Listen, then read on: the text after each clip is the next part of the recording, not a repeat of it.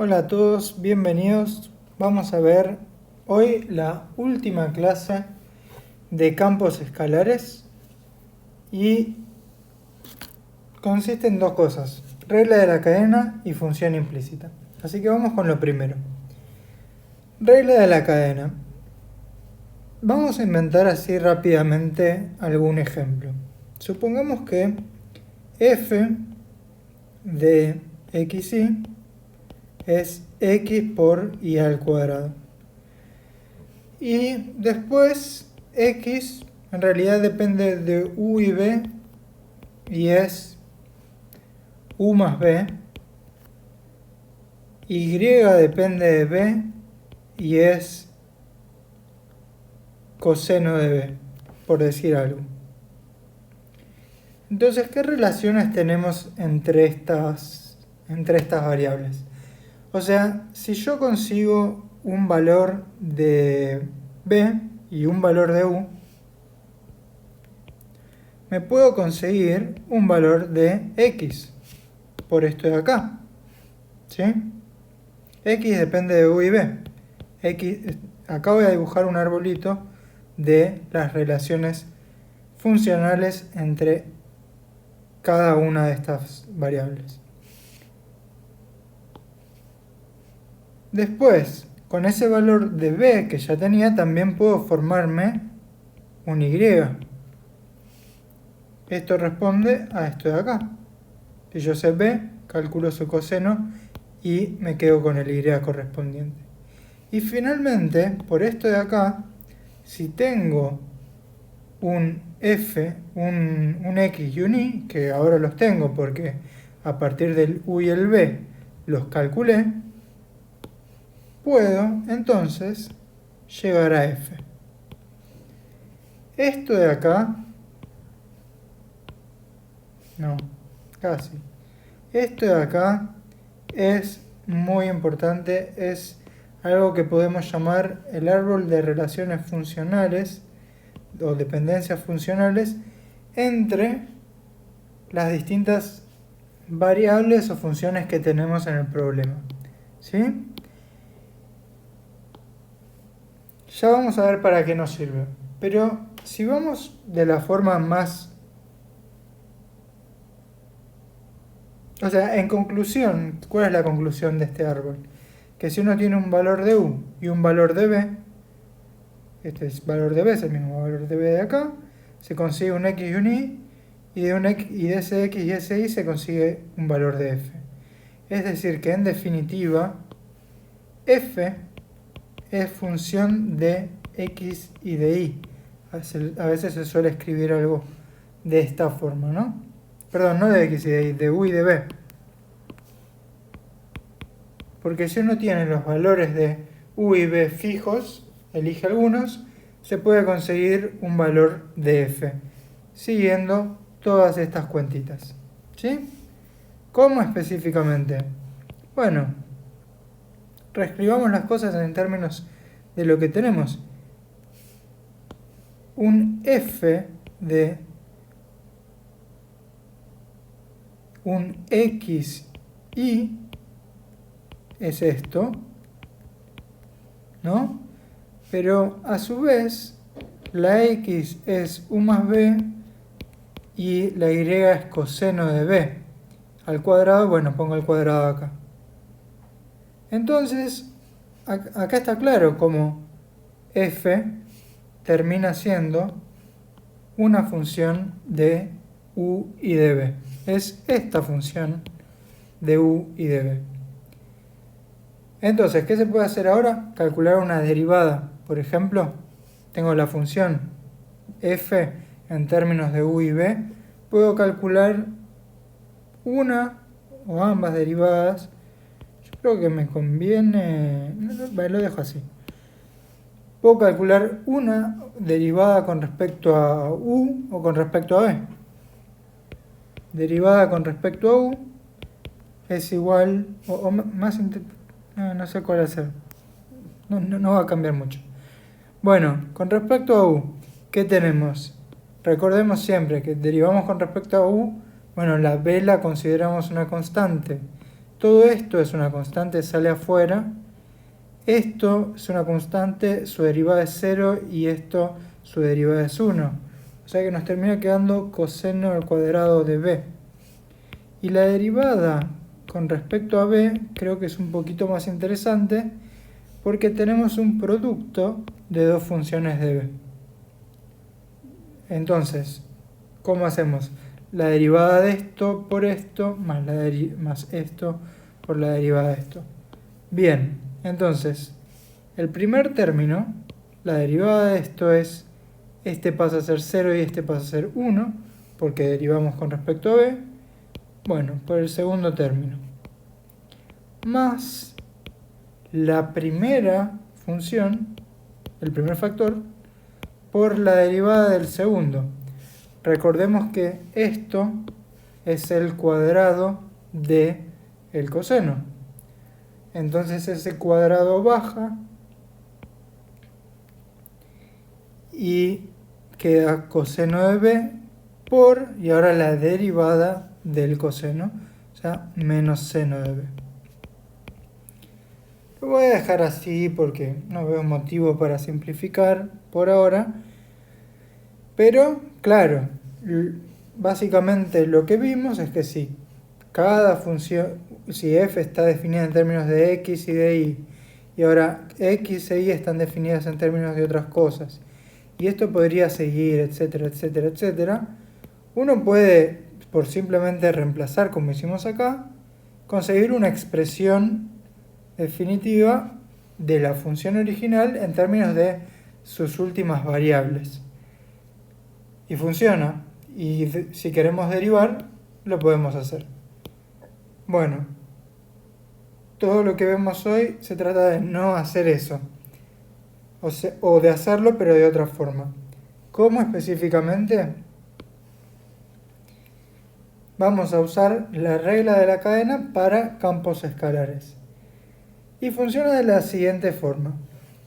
Yo tengo lo que antes había llamado el árbol de dependencias funcionales. Bueno, acá me voy a enfocar para darme cuenta de cómo tengo que formar una regla de la cadena. ¿Sí? Porque para una sola variable ya sabemos cómo es la regla de la cadena. Pero ahora cuando tenemos más de una variable, según la forma del árbol, vamos a tener una regla distinta. Entonces, vamos a buscar primero la derivada con respecto a u. ¿Sí? ¿Qué es lo que hay que hacer? Hay que buscar todos los caminos que terminan en u. Bueno, hay uno solo. Estos otros dos terminan en b, ¿no? Bueno, como hay uno solo, va a ser menos interesante, pero lo único que hay que hacer es que en cada uno de estos aristas considerar la derivada correspondiente del inicio de la arista con respecto al final de la arista y multiplicarlos entre sí. Es decir, vamos a hacer df con respecto a dx por dx con respecto a du. ¿Sí? Entonces, buscamos todos los caminos que terminaban en u, había uno solo, así que bueno, por ahora no sabemos qué pasa cuando hay más, pero cada vez que pasamos por un nodo, hacemos una multiplicación y la derivada fue que al ir de acá hasta acá, hicimos f derivado con respecto a x. Y al ir de acá hasta acá, hicimos x derivado con respecto a u. Y en el nodo multiplicamos. Si hubiera más nodos, también multiplicaríamos. ¿Sí? Bien, esta es una de las reglas de la cadena entonces que tenemos en nuestra situación. Y la otra que va a ser un poquito más interesante es con respecto a b.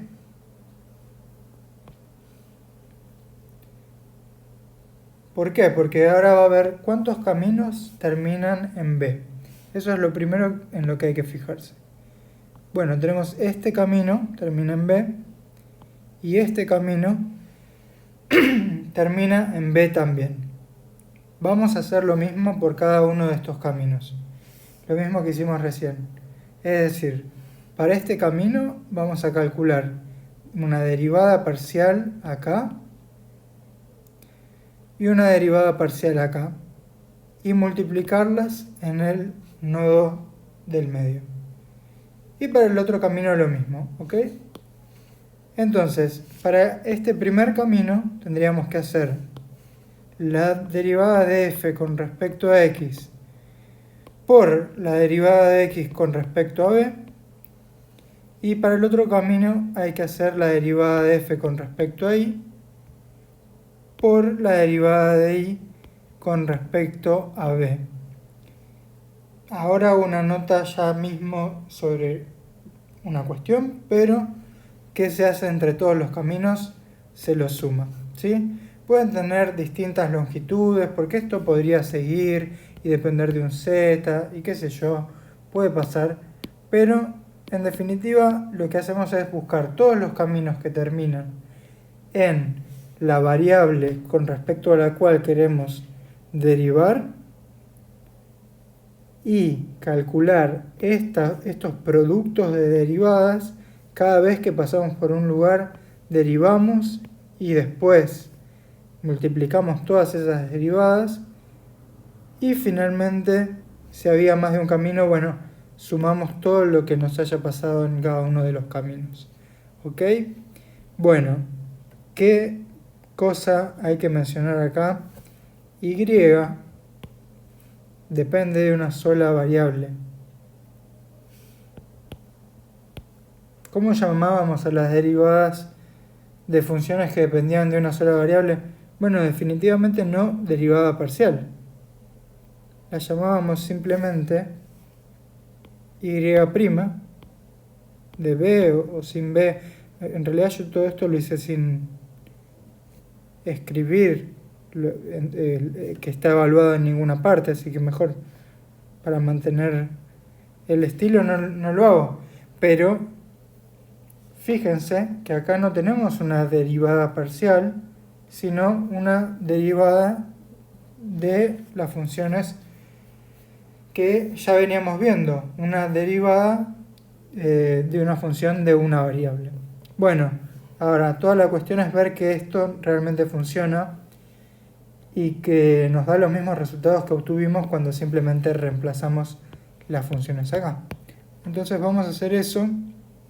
Empecemos por la primera. Hagamos el cálculo. Necesitaríamos la derivada de f con respecto a x, ¿sí? Esto es f. Con respecto a x, bueno, esto sale afuera y x queda derivado en un 1, o sea que queda y cuadrado. Y x con respecto a u, acá tenemos cuál es x, esto es x, con respecto a u vemos que esto va a 0 y esto va a 1, así que queda y cuadrado por 1. Pero recordemos que y cuadrado, que y en realidad es coseno de b. Coseno al cuadrado de b, por el 1 que no lo escribo. Fíjense, coseno al cuadrado de b me quedó igual que coseno al cuadrado de b. O sea que esta derivada parcial con respecto a u calculada de esta forma, primero reemplazando y después tomando la derivada, cosa que a veces va a ser un cálculo más largo, por eso es que estamos aprovechando esta regla, me terminó dando lo mismo que acá. ¿Sí? Eso me permite borrar todo esto, así hago un poco de espacio para el cálculo de la otra, que por ahí es un poquito más largo.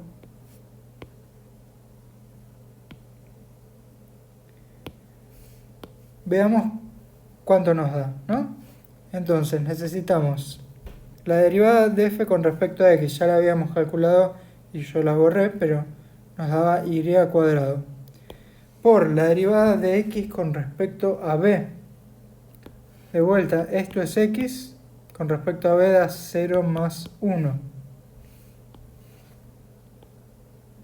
Más la derivada de f con respecto a y. Acá un poquito más interesante. La x sale afuera, pero y baja a 2y. Y finalmente me dice que lo tengo que multiplicar por y'. Bueno, ¿cuál es y'? La derivada de y, que es menos seno de b.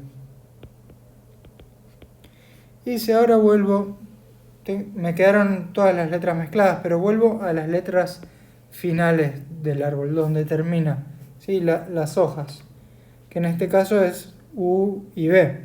Así que la y la reemplazo por coseno de b y la x la reemplazo por u más b. A ver qué me queda.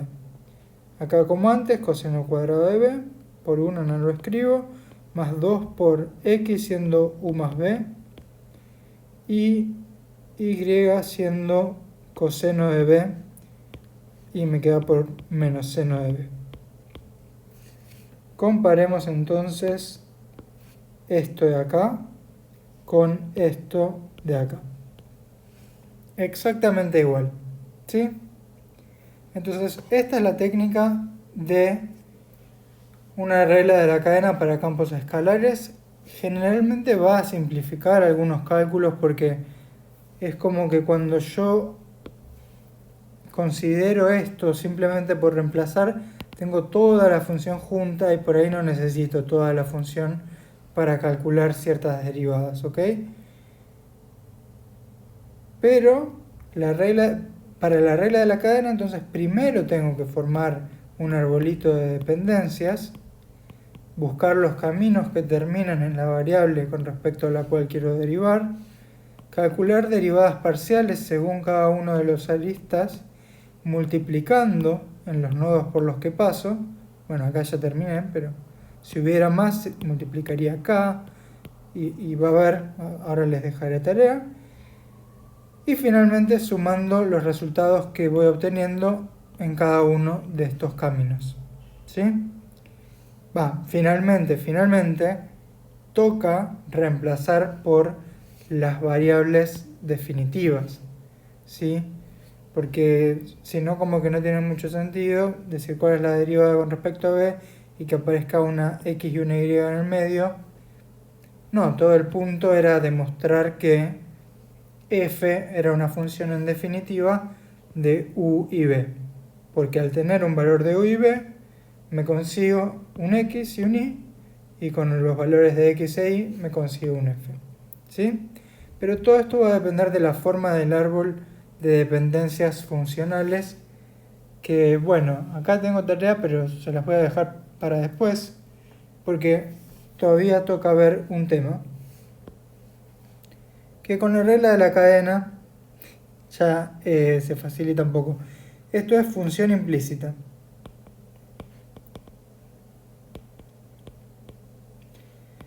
¿Qué es función implícita? Función implícita sería cuando uno tiene una expresión, de hecho acá tengo un ejemplo con el que quiero trabajar, no, eso no, donde tenemos una relación entre dos variables, x e y. Sí, por favor notar lo diferente que es a una cosa como esta, donde no hay relación entre x e y, sino una forma de obtener un tercer valor a partir de x y y. Acá tenemos una relación entre x e y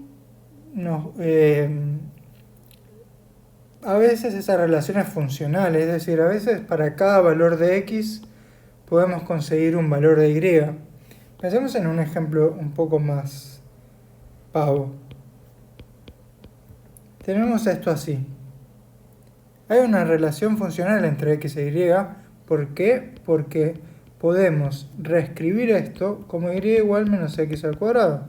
O sea, como una función de x. ¿Sí? Genial. Y ahí no va a haber problema ni para derivar, que es lo que eventualmente vamos a hacer. Pero acá no queda claro. No queda claro que haya una relación funcional. Y la verdad que despejar y escribirlo en términos de x, acá imposible. Por lo menos no con funciones elementales. Así que no vamos a tratar de hacer eso. Cuando se pueda, genial, pero si no se puede, lo dejaremos en esta forma que, bueno, justamente la llamamos forma implícita. Pero lo que estamos pensando es que hay una relación entre y y x y que y sea una función de x, una función de una variable. ¿Está bien? Entonces, eso es muy importante, lo que acabo de borrar, muy importante. Tiene una parte teórica y una parte práctica este teorema que, bueno, va a ser lo siguiente. Lo podemos reescribir todo esto en general de la siguiente forma. Hay alguna función f mayúscula que involucra a x e involucra a y que está igualada a 0, ¿sí? Es importante que esté igualada a 0 para que funcionen las fórmulas. Puede ser que, no sé, esto estuviera del otro lado, bueno, lo paso todo para el otro lado para que quede un 0 acá. Eso siempre lo voy a poder hacer, ¿sí? Bien, entonces, tenemos esto de acá. Hay alguna expresión que involucra la x y la y, como en este caso, que está igualada a 0, ¿sí? Bueno, y acá literalmente esta f de x y es esto de acá, ¿sí? Bien, ahora, esta y en realidad estamos pensando que es una función de x.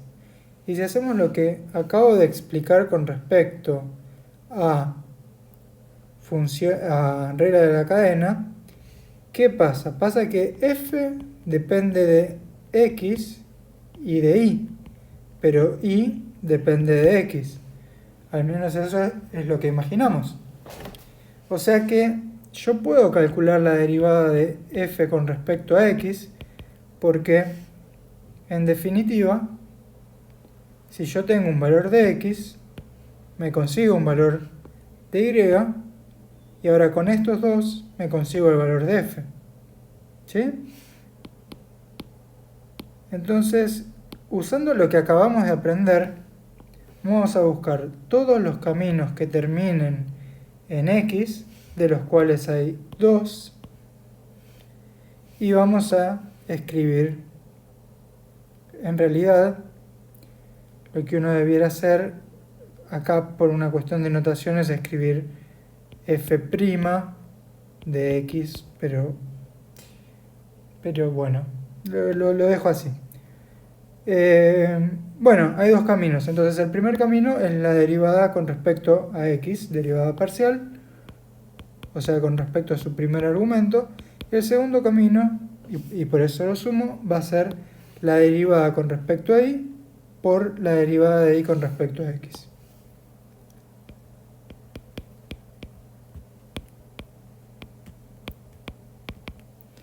Bien, entonces esto es la derivada de f con respecto a x.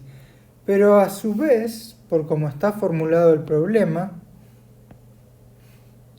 la derivada de y con respecto la función original evaluada en x y en y de x da constantemente 0. O sea que su derivada, ¿cuánto va a dar?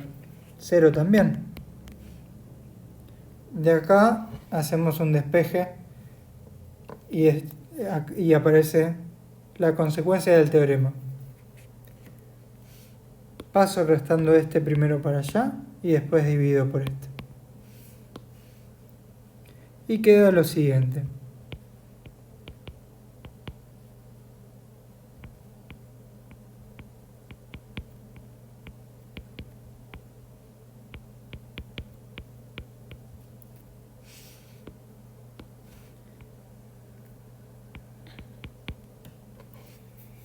Bien, esto es lo importante acá porque esto es parte del enunciado de... Sí, pero yo cometí un error de notación. ¿Cuál es el error de notación? Que y es una función de una sola variable, con lo cual acá, en lugar de esto, debería haber escrito esto. O sin los paréntesis, y acá lo mismo.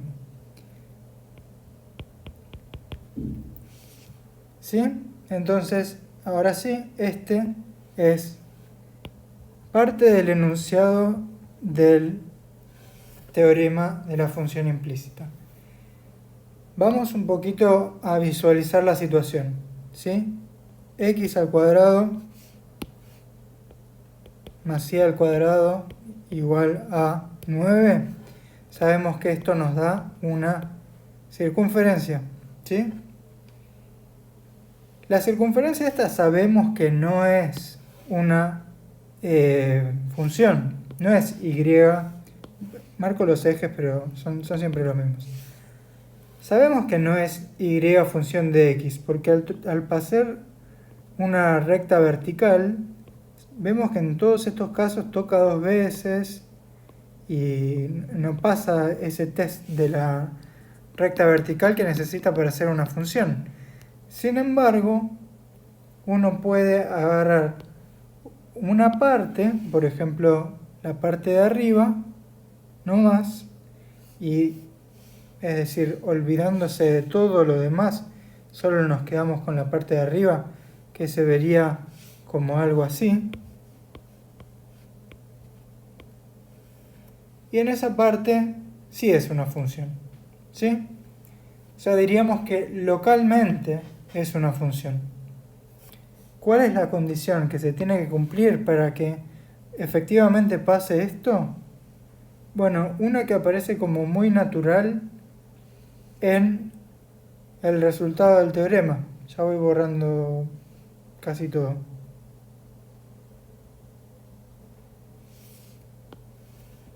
¿Qué pasa con esto de acá? El teorema nos dice en parte esto, que la derivada de y con respecto a x, si, como en el ejemplo de recién, y es localmente una función de x, su derivada va a ser esto.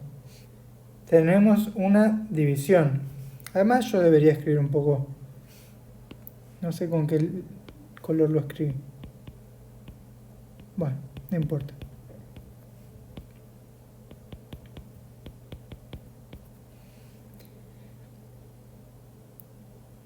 Sí, para completar, evalúan todos los puntos que hace falta. Entonces,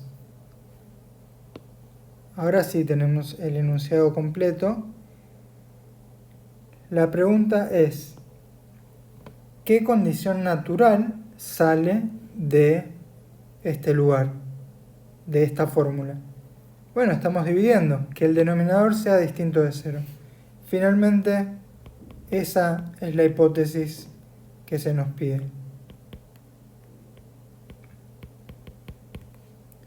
Si esto es distinto de 0, entonces y es localmente función de x y su derivada se calcula así digamos. Su derivada se calcula así. ¿Ok? Bueno, vamos a nuestro ejemplo finalmente. Entonces, ¿qué tenemos acá? Tenemos nuestra f de x y es x menos 1 por e a la i más 2i. ¿Sí? Bueno, necesitamos ver... Bueno, hay que dar alrededor de un punto, digamos, porque para algunos valores de x puede funcionar y para otros no. Entonces veamos que alrededor de x0 igual a 1, creo que yo había elegido. Sí, alrededor de x0 igual a 1. ¿Qué pasa con esto?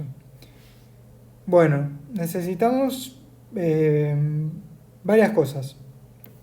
Naturalmente necesitamos esto de acá, Y si nos da distinto de 0, vamos a saber que localmente es una función y vamos a necesitar también la derivada con respecto a x, que es la que aparece acá, para poder calcular la derivada de y como función de x, ¿sí? Pero bueno, empecemos por acá. Esto derivado con respecto a y es así. Esto es esto. Bueno, pero hay que evaluar en x0 igual a 1.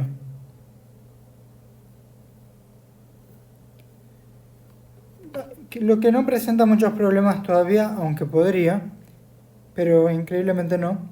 En x0 igual a 1 lo evaluamos y nos queda que 1 menos 1 por e a la y más 2. ¿Por qué digo increíblemente no nos importa? Porque el primer factor nos va a dar 0.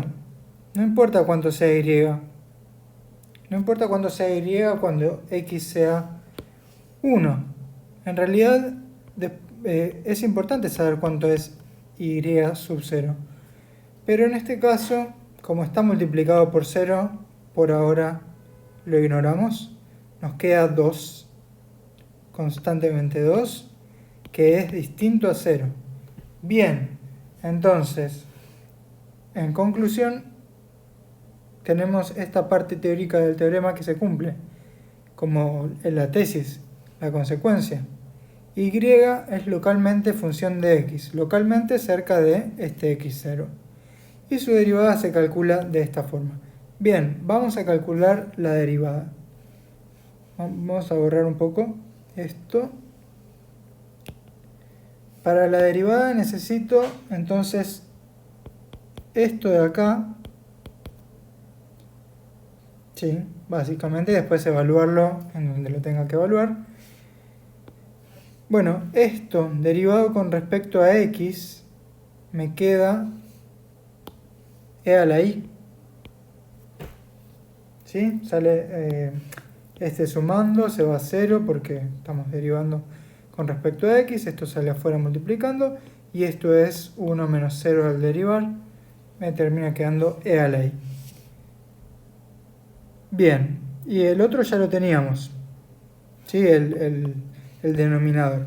Lo tenemos. El único problema es que, bueno, ahora sí nos importa, para poder hacer la cuenta, queremos evaluar todo en x0, y de x0. ¿Sí? El x0 lo sabemos porque es 1, porque lo dice el problema. Pero, ¿cuánto es y de x0? Bueno, para eso recordamos que x e y están relacionados por esto de acá. ¿Sí? Entonces, cuando x sea 1, ¿sí? En x0, x es 1. 1 menos 1 por e a la y más 2y igual a 0. Esto se tiene que cumplir porque justamente esta es la relación que define la función y localmente en términos de x. Bueno, ¿qué pasa si seguimos un poquito más? Esta parte de acá, el primer sumando, se va a 0, nos queda 2y igual a 0, y igual a 0. O sea que el y de 1, o sea, el y del x0, o lo que también llamamos y sub 0, son notaciones, pero es 0, ¿ok?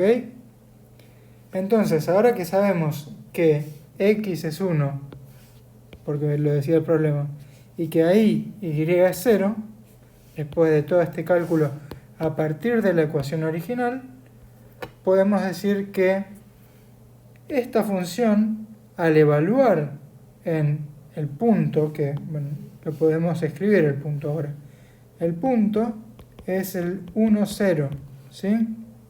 Entonces y' en 1 es menos, necesitamos esta derivada evaluada en el 1, 0, como solo es y, lo reemplazamos por 0, nos queda 1, sobre y lo que habíamos dicho que nos quedaba 2. Bueno, y esta es la derivada. ¿Está bien? Entonces, en este ejemplo, aunque no podamos conseguir una expresión y igual algo de x, que es lo que llamamos una expresión explícita de y en términos de x, sí pudimos hacer bastantes cosas. Pudimos demostrar que localmente es una función, o sea, por lo menos cerca de 1 es una función. Pudimos calcular hasta el valor que tiene en 1 y pudimos calcular hasta la derivada en 1 de esa función. Aunque no sepamos escribir y en términos de x. Si lo sabemos escribir en términos de x, todo es mucho más fácil porque derivar es derivar la expresión y evaluar lo que tengamos que evaluar. ¿Sí? Pero acá básicamente lo que hicimos es que teníamos un círculo, nos quedamos con una parte, algún pedazo del círculo, y de ese pedazo del círculo pudimos calcular hasta la pendiente de esa recta tangente. ¿Sí? Porque es justamente la derivada. Bueno, eso es función implícita y todo lo que queda ahora es tarea. A ver. Bueno, tarea hay de dos tipos.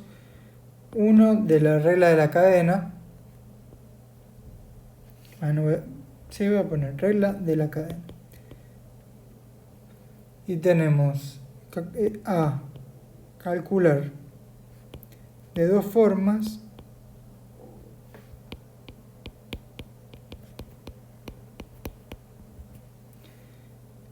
cuando f de v es u coseno de b, u de x y es x cuadrado y, b de x y es y,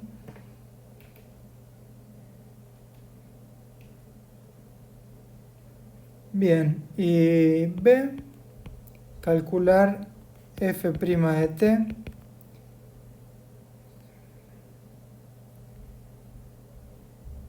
cuando tenemos lo siguiente: fvw igual uw al cubo, u de xy, u de xb, bueno, esto que sea una b, igual raíz de x más b, b de wy igual e a la w menos y, x de ty igual t más y cuadrado, w de t es t cuadrado y lo que nos queda determinar es que y de t es constantemente 2. Bueno, con todo esto ya saben, se arman el arbolito, la regla de la cadena y finalmente calculan la derivada que quede en las variables finales. ¿Sí? Y ahora de función implícita, esto va por números, ¿sí? Bien. Demostrar que y es función de x localmente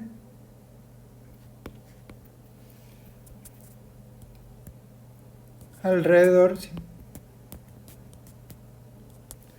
de x sub 0 para los siguientes casos, las siguientes ecuaciones.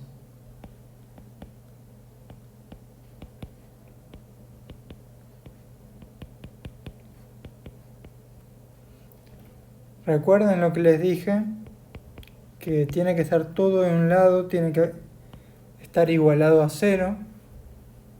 Y si no lo está, bueno, hagan algo para que lo esté.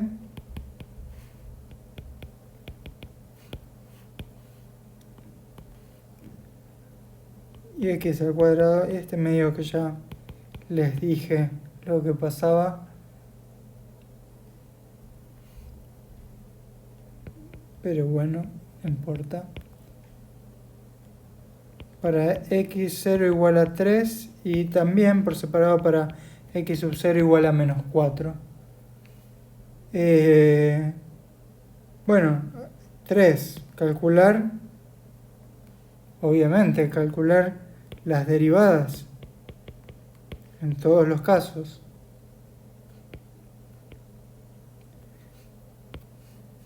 Y 4, en los casos que sea posible,